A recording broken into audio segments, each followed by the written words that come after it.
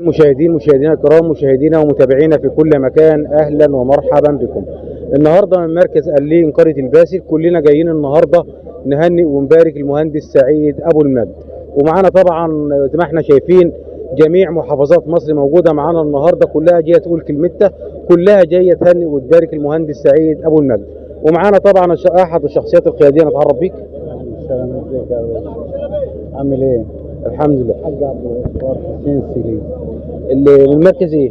قطور ان شاء الله غربيه. اهلا بهنا في الغربيه كلهم. تحب تقول المهندس سعيد ابو المجد؟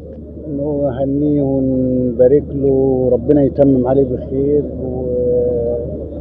وعلى اسرته السعيده بالفرح والهنا والسعاده يا رب. شكرا لحضرتك. تعرف بيك. حاج عبد الباعث السعداوي. اهلا بيك يا حاج عباس. تحب تقول النهارده المهندس سعيد ابو المجد؟ الف الف مبروك يا باش مهندس، وربنا يتمم عليك بخير، واحنا جايين من مركز قطور نهنيه ونبارك له ان شاء الله، ويجعلها يعني ان شاء الله دخله سعيده عليه، وهنقول إيه اكتر من كده يعني. شكرا جدا لحضرتك، احنا بنشكرك جدا.